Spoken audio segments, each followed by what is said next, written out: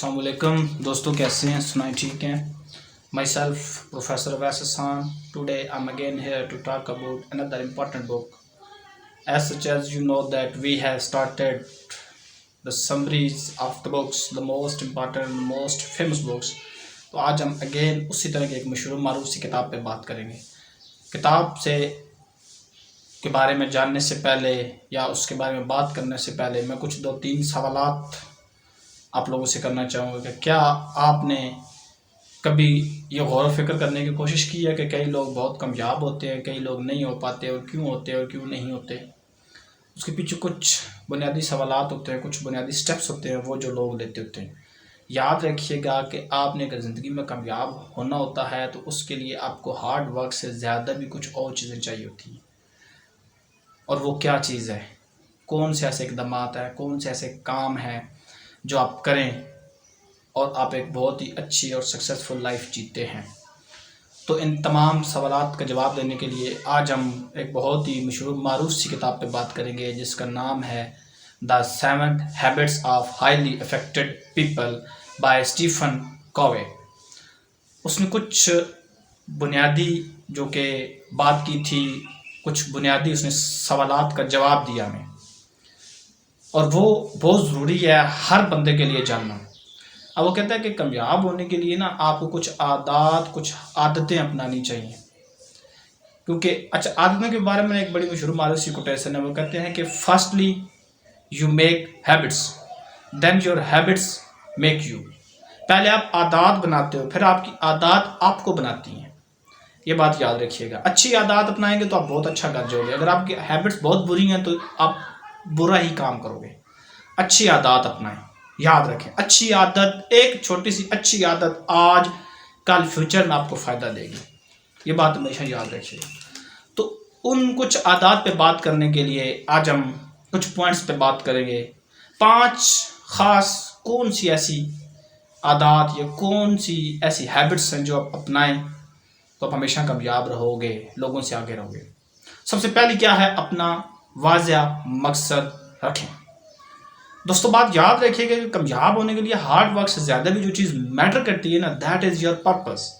اپنا مقصد واضح رکھیں. دوستوں جب آپ کا مقصد واضح ہوگا، آپ کلیئر ہوں گے کہ آپ نے کرنا کیا ہے، تو آپ آٹومیٹیکلی کامیاب ہو جائیں گے. لیکن اس کے برعکس جب آپ کا مقصد ہی واضح نہیں ہوگا تو آپ کبھی بھی کامیاب نہیں ہو سکتے. کیوں؟ کیونکہ آپ کو پتہ ہی نہیں ہے آپ نے جاننا کس طرف ہے. بات سمجھے؟ جب آپ کو یہ پتہ ہونا کہ آپ نے کہاں پہنچنا ہے تو آپ راستہ بھی ڈھونڈ لو گے. آپ کو پتہ ہونا کہ آپ کی منزل کیا ہے، ڈیسٹینیشن کیا ہے، تو آٹومیٹیکلی آپ وہاں پہنچ جاؤ گے. بٹ جب آپ کو یہی نہیں پتہ کہ آپ کی منزل کیا ہے، آپ کی ڈیسٹینیشن کیا ہے، تو آپ کیسے کامیاب ہوں گے؟ دیکھیں اگر آپ نے فار ایگزامپل اگر میں لاہور جانا ہو، آپ کو پتہ ہو کہ آپ نے لاہور جانا ہے، تب بھی آپ لاہور جانے کا راستہ ڈھونڈو گے. جب آپ کو پتہ ہی نہیں ہے آپ نے جانا کدھر ہے تو آپ کیا کرو گے؟ Nothing. I think you got the point.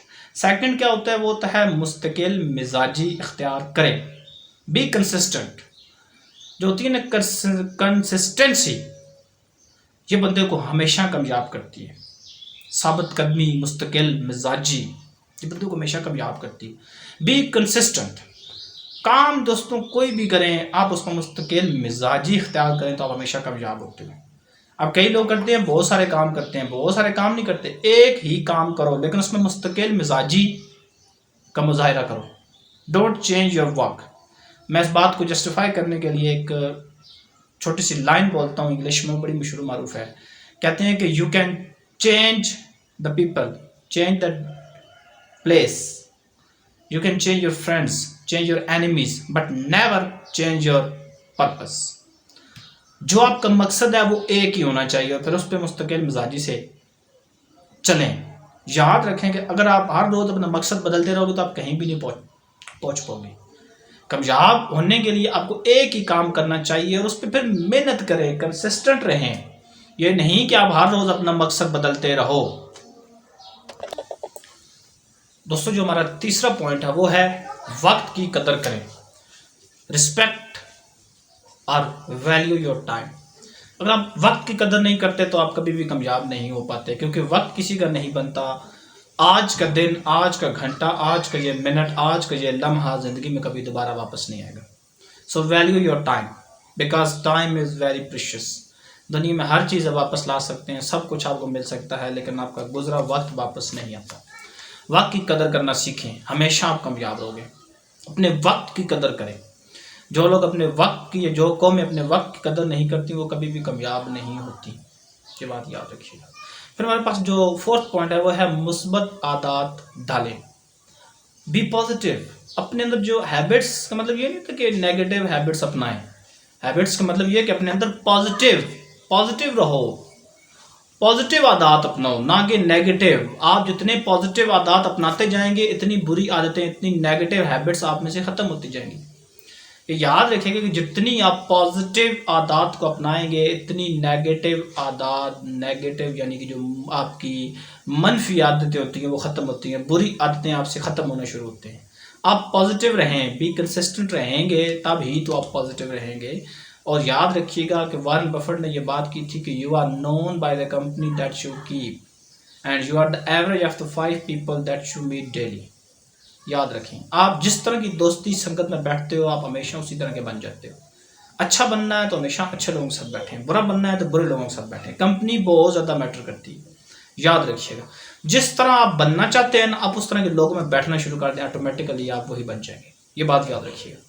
اور جو لاسٹ پوائنٹ ہے، last but not the least, وہ کیا ہے؟ دوسرے لوگوں کے ساتھ اچھے تعلقات قائم کریں۔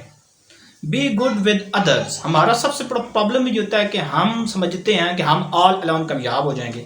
بے شک آپ کھرب پتی بھی ہونا، یاد رکھیے گا کہ آپ آل الون کامیاب نہیں ہو سکتے، آپ کو لوگ چاہیے، آپ کو لوگوں کے ساتھ چاہیے۔